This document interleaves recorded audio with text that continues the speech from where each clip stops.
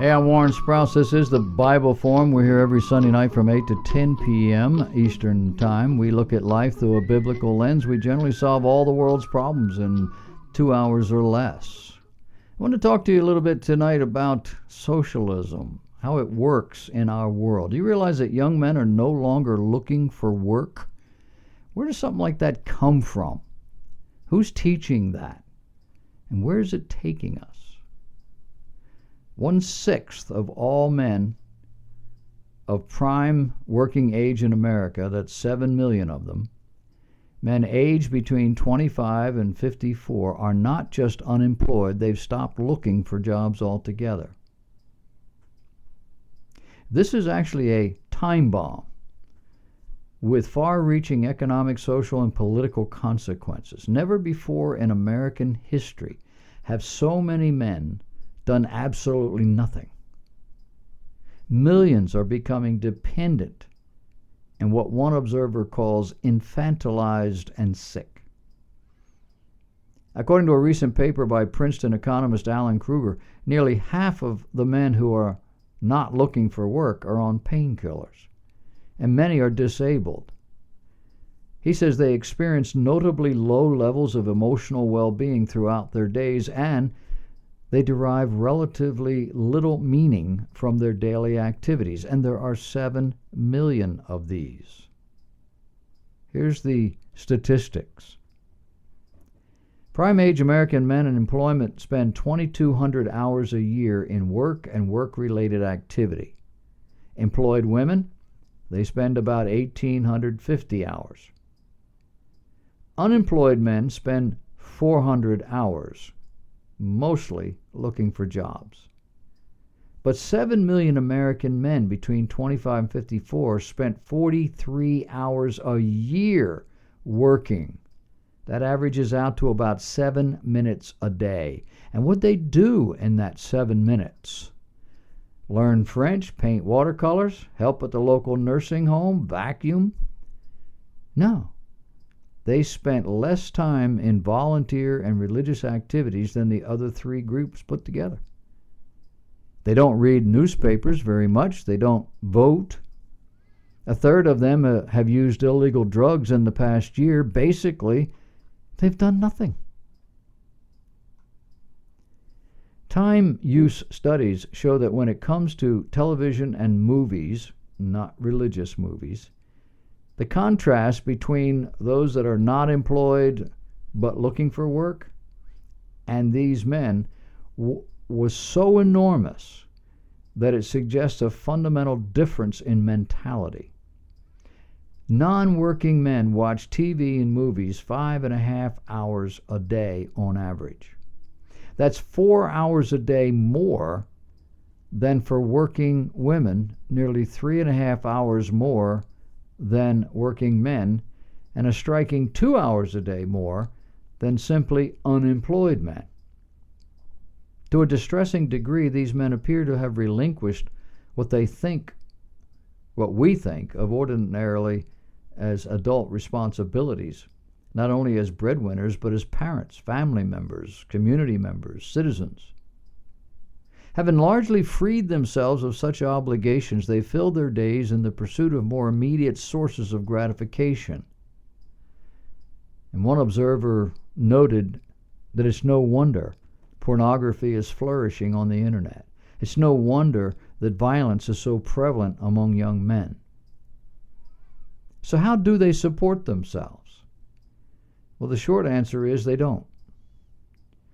They are supported by parents, by wives, girlfriends, and government handouts. Whatever the reasons for the motivations, he says they are essentially living off the rest of us. Social cohesion is a direct casualty of this development, and social trust is always degraded by it as well. And so the question becomes, how did all this happen? Well, the author of this research suggests 1965, the year President Johnson launched the American welfare state by rolling out his Great Society. He also identifies it as the year when the great incarceration began. And of course, we were told that it was racism. Now someone is pointing at public policy. A crime wave started when the government started paying strong, healthy men to do nothing. That much testosterone just sitting around had to explode. And it was handled by jailing more and more criminals. Federal sentencing guidelines forced judges to put more men in jail than they would have liked. We now have the highest incarceration rates in the world, and a disproportionate number of them are black, which makes it racist. Back in the late 1980s, I drove a charter bus for a while. One of the jobs I did was taking wives and girlfriends to meet their men in jails in upstate New York. These women would board a bus at midnight, Friday night, downtown New York City. They would then be delivered to the prisons. There were 2 or 3 of them that we serviced, early the next morning, usually 8 to 10 o'clock in the morning. We got there at 7:30 or 8, but they couldn't get in right away. They then were picked up in the afternoon and driven back to the city. And in the buses that I drove, to a woman, they were black. And now we're trying to release as many as possible without fixing the problem that created the dynamic. And to not be in favor of this is clearly racist. But even after release, nothing changes in the lives of these men. Many of them return to jail. It's the only life they know. And so the question becomes, what do we do? What can be done? Eberstadt, the guy writing this article, admits that he doesn't have the answers. He sees his job as alerting the United States to the existence of this army of men, which has been shelved by politicians and policymakers as essentially dispensable. However, he says that solutions have to be sought in 3 broad areas.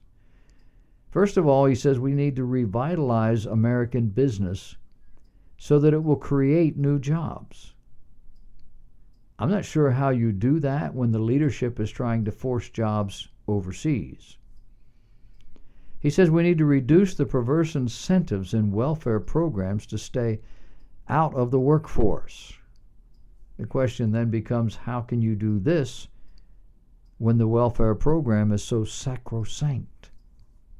And thirdly, he says allowing men to have spent time in jails to get jobs. And inquiring minds want to know where, doing what. Eberstadt points out that this is a serious moral issue for the United States, which must not be ignored. My question is, which moral issue? The government's immorality in creating this dynamic? The personal immorality of these men? Or is he pointing at me? This article is entitled The Death of Work, and it has created a maelstrom of comment. Having these men just not ever working, not looking for work, has created additional costs at personal and social levels that may be difficult to quantify, even if they are easy to describe. They include the corrosive effects of prolonged idleness on personality and behavior. It includes the loss of self-esteem, the respect of others that may attend a man's voluntary loss of economic independence, and the loss of meaning and fulfillment that work demonstrably brings to so many, though admittedly not to all people. Is anybody but the experts surprised? Here is an argument for biblical values.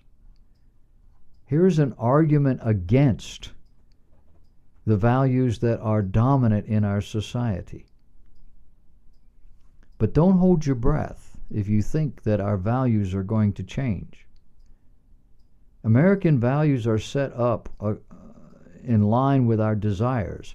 I want everything I want and everything that I know I can have and everything that everybody else I know has, but I don't want to have to do anything that I don't want to do in order to get it. Where did we learn that? Can I tell you? We learned that at home. We learned that in our homes with our parents who never parented us. Parents who were so busy they didn't have time. Parents who were so guilty they didn't want to discipline us. They didn't want to deny us anything. Children that grew up pretty much on their own, establishing their own values and having everything handed to them.